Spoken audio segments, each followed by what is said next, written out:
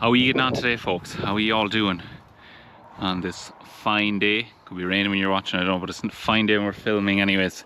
Engine trouble, you'll probably get from the title. So here we are, we've bonnet up, spanners out, and sockets and all the bits and pieces. Shane is up there stripping. Right, so I may as well start from the beginning. The last couple of days there was a bit of an ice coming in the engine. When it was idling, it kind of came intermittently and then started getting worse. So it was just mainly at low revs, but when you'd rev it up, then it would go out to it, and it was fine. Look, I knew there was a problem coming, but it didn't sound anything major. So anyways, got a lot worse here about 20 minutes ago, and we were playing around to check. What I done then is I put it running and I cracked the injectors to see which one was the problem while it was running. And this one here, number 3, was the first one I done because the manifold was a bit oily around it, that far side, so it was kind of number 1 suspect. So we done that. So I was saying possibly an injector. I had a fair idea that it wasn't, but I was like, rule out the easiest thing anyway. So rule that out, switch 2 injectors around. Problem was still on that cylinder, so it's number 3 from the flywheel. So rule that out and playing around, see, and we started up again. I noticed a puff of smoke in behind the injector, so basically told me that the head was cracked. So we're stripping away here now. Ideally, job would prefer not to be doing. Shane is opening the manifold off. Manifold is still fairly hot, so he's getting nicely toasted there. He's not going to cool down anyways. It won't freeze the cold. But look, just more engine trouble, kind of a repeat from last year. Getting a bit sick out, but just said today now it's not going to get the better of us, because just kind of fed up with now. But it is what it is, so we'll stick with it. We have a spare head ready to go. Joe has that ready. Our spare engine as well, I would have been talking about that in other videos, is probably a good day's work in putting it back together. Mainly panels, manifold, stuff like that. Heads and that are on it, but it's not ready to go. We considered earlier, do we just spend a day at the other engine and get it in? There is rain, today's Wednesday, I think there's rain promised Friday, so we possibly wouldn't be cutting, more than likely won't be cutting tomorrow or Friday anyways. So look, if it was ever to go at a good time, it did that, in fairness. But looking behind us, it doesn't look like it's going to rain at all, but it's on the forecast, so we better pay heed to it. But that's it anyways. Basically, manifolds have to come off. That's the worst, dude. The head itself actually isn't a big job. Manifolds have to come off. Exhaust manifold, inlet manifold. As I said, Shane is loosening them bolts there. They have been off during the winter already, thankfully, so they'll all open pretty easy. Shouldn't shear any studs, because if that wasn't open in years now, more than likely you go shearing studs. So I'm going to take off this air intake pipe altogether out of the way. I've some wood opened, a couple of clips and brackets. These clips are open, them pipes will just pop out there now. They'll just, all that should just pop off there now, fairly handy. That pipe and all that stuff will be gone out of the way. You could leave it there, but it's very hard to get the turbo out of this, out of the pipe here, because it has to pull straight out. The fact that the studs are sticking out of the heads, and you just probably end up damaging that rubber, and I don't think you get it in with it on. So the handiest thing, pop it off out of the way altogether. This bracket up there, going to loosen the clip up there, pull it out. I'm probably just going to put this on time lapse, and you can get a quick snippet of the whole way through, because it's going to be, what have we this evening, an hour, probably an hour and a half stripping in it. We know the drill because we've done it all last year twice. So now the only good thing about it this time is it's up in the head. The trouble we had last year was the liner, so you had to pull up the liner, all that, and you didn't have the piston out, but it was there in your hand. So it's great that we don't have to go that deep down. Pretty sure we don't anyways, from what I can see. And yeah, we'll stay pulling away here, stick it on time lapse, and we'll catch up with you then.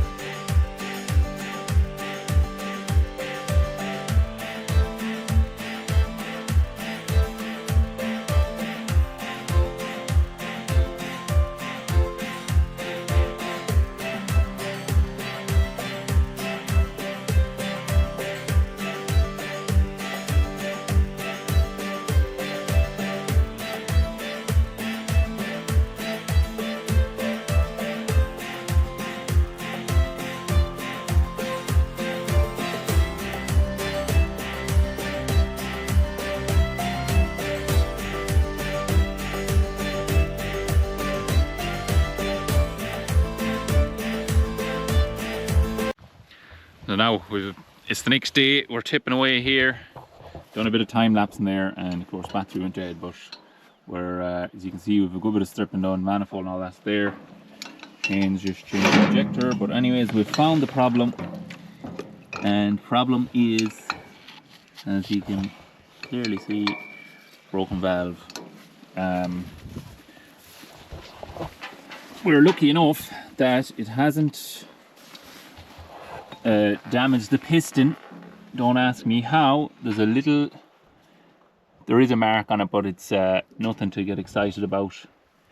Very lucky now that it didn't do a lot more damage.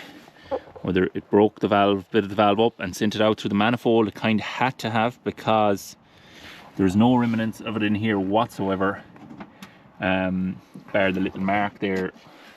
What must have been happened was the valve sticking, and then eventually the piston came up and hit it, or else it broke of its own accord, because quite possibly getting hotter, that one would be sticking. And anyways, broke the tip of the valve. That is, for any that don't know, that's the piston. It's up to the last there now, pretty much. So we need to check in around the turbo, see is there bits of that stuck in the manifold or what's going on. So yeah, plenty of fun. Nice sunny day, but there is rain on the way, so don't feel too guilty for fixing and not cutting. But anyways, that's it. The joys of this engine. Manifold and all that, turbo comes off in one piece. We had a bit of trouble with one stud there, just the tip of it sheared, but we have enough thread out to get the nut on it. Threads pulled a bit here in this one as well, but again, there is enough meat sticking out to get it on. So yeah, what have we to do here now? Change the injector over, and these covers for the push rod, or whatever, casing for the where the push rods go down. Put in a few new gaskets and that we have, and all that sort of crack. But yeah, the joys. Right, we're making progress. This is a good second-hand head we have that's ready to go on. Kind of checked through, and that all valves and everything seems to be fine. It's off another engine that we'd bought before, but it looks very good. So Joe's just setting it up there. You can tell them what you're at, kind of. Yeah, main thing we need to check is that when the piston comes up to the top dead center, right up to the top, that the distance between the piston and the head is a certain thickness. So to do that, you cut little bits of lead solder, you put them in, you turn the engine over, and it squishes them down. I'll show you this side.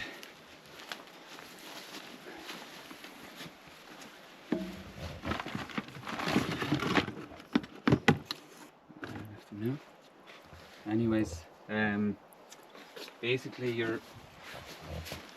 little guys here. So we put them in, crank the engine over. Once it squashes them, you measure that. Ideally you're looking for about a 1.2. It was 1.1, so we have a selection of rings here, changed out to a slightly bigger one. Them rings are basically your head gasket. Mm. They're what seats the head down, so you have no fancy head gaskets. And of course, because it's an air-cooled engine, so it's just pretty straightforward. Like it's that's so, one thing about them. Yeah, I checked over this head, ground in the valves, guides seem fine. It is second-hand one, but looks good. So we have our gaps set now, so it's get on the head. We have to try and square up the head this way with a straight edge, so that the exhaust manifold is sitting square on it, and then it's start putting everything back together. Yeah. So there you have it. Quick update. Might stick this on time lapse just so you'll see a bit of bit more action.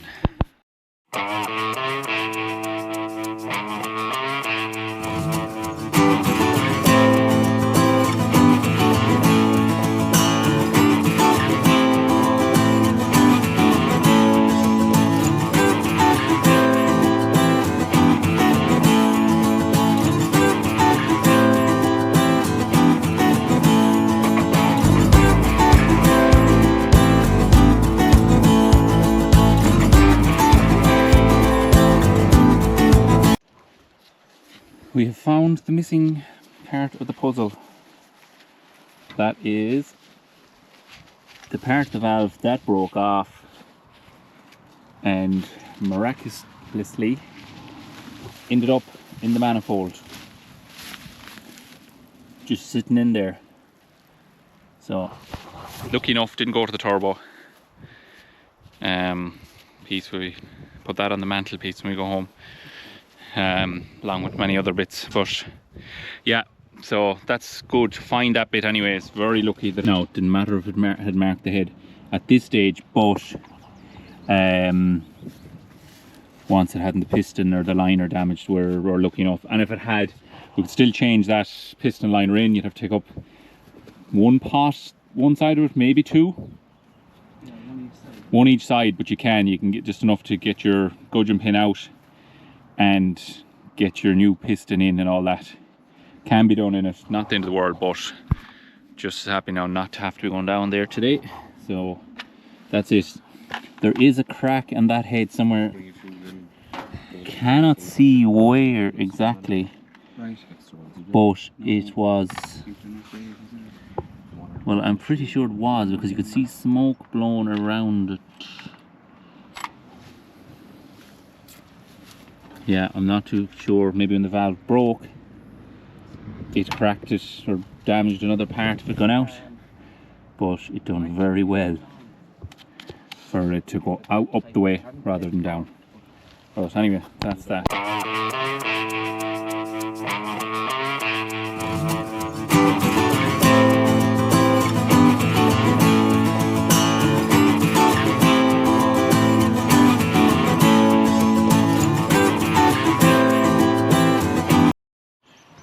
Now, we're torquing down the head here while Joe is, I'm watching. And what you do, the way the torque settings for these is 60 Newton meter. Then do 60 degrees, 60 degrees, 60 degrees, do it in sequence 3 times, and then 30 degrees. So this is, what do you call it? Angle meter. Angle meter. The last time I done it, we were changing the liners last year, I just marked with Tipex, but this is the professional way of doing it. So, what are you through 360s? 360s, yeah. So it's kind of open you to hold this. Okay, yeah. And I will hold I'll just show you for one here, and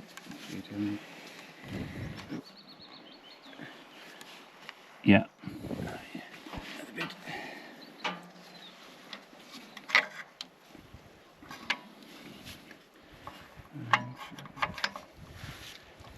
I'm back to 0 again. I mightn't have enough stroke on this one now. You won't be far out at 10 now.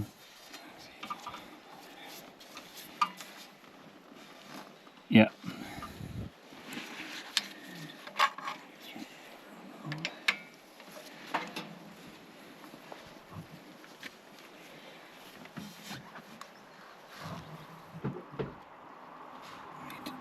Another bit. Another bit. Okay. So there's our 360s. We'll do that 3 times. I'm not going to show it to you all. But they take a serious tighten for a long head bolt with it's only a 12mm head on it, like. But they take serious pull, so hopefully they put up with it one more time for us. Anyway, that's that. At least we can see all the valves returning as well, you know. Yeah, we're just set the tappets and that there now. We're just checking all the rest of the tappets. Okay now. We checked them quickly the last day just to see where any of them tight. But we're putting the feeler gauge on them now this time to see if clearances are 0.2 on your inlet and 0.3 on the exhaust.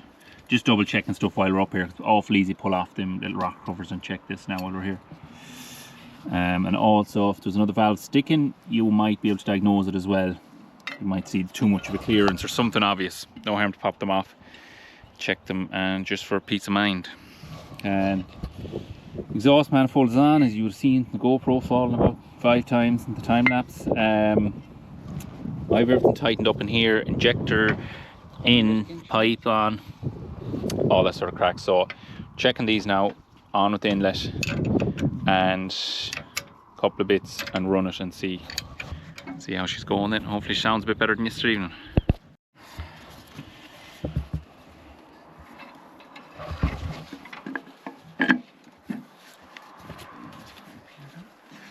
Lift it up again a second to get back to me.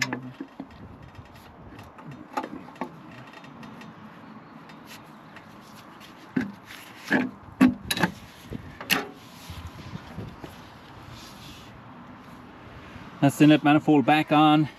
This is a very important little pipe, well, if you want power. For second year we had this hopper, just noticed it down on power, and pretty much very down on power. And what happened then, oh yeah, a few days later the drive coupling here broke up between the engine and splitter box. So with the engine out, but when we popped the bonnet, this little pipe was off. But that's a vacuum pipe coming from the inlet manifold that gives a signal to the diaphragm, I think you call it, on the top of the pump for the boost. It's on here and opens this, pretty sure you call it the diaphragm, but it boosts the pump anyways, to know when the load is coming on it. And it gives you your power. So, yeah, pretty important. And it came loose on us again. Maybe a year later, and it was the first thing I thought, or 2 years later, and checked it, and sure enough it came off. Or no, the pipe had actually broke, so we changed it out altogether for another one. But yeah, that's it. Get this tightened up and it's ready to run then. Just double check a couple of oil pipes and stuff like that. Should be good to go. We're pretty much all back together. We're leaving the air pipe off and a few bits, but with everything up there tightened, manifold, all that sort of crack. So I'm just going to leave that big air pipe off just in case there's anything else before we put it on. That's the breather, the engine, that's the inlet for the compressor. They're all pipes on that there, so they should be fine. Once there's nothing around the engine that can be sucked in, she should be fine. So I think we're ready for the first start. We should start and see. Yeah, here we go.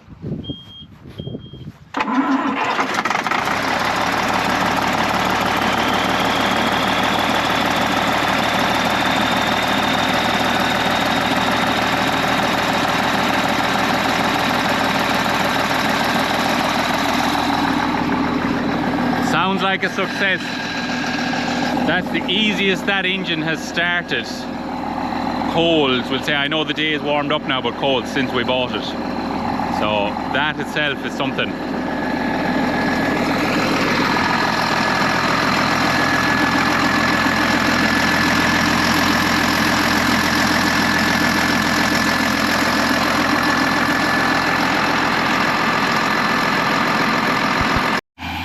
So now, moment of truth. See how she goes, spreading this. Sounds lovely and sweet there now again. He's just mixing the load a bit there just to, well, kind of warm up the hydraulics a bit and to freshen up the load, because that load is in it since yesterday. So it might be gone a bit tough. That shouldn't make any difference. So See how she goes now.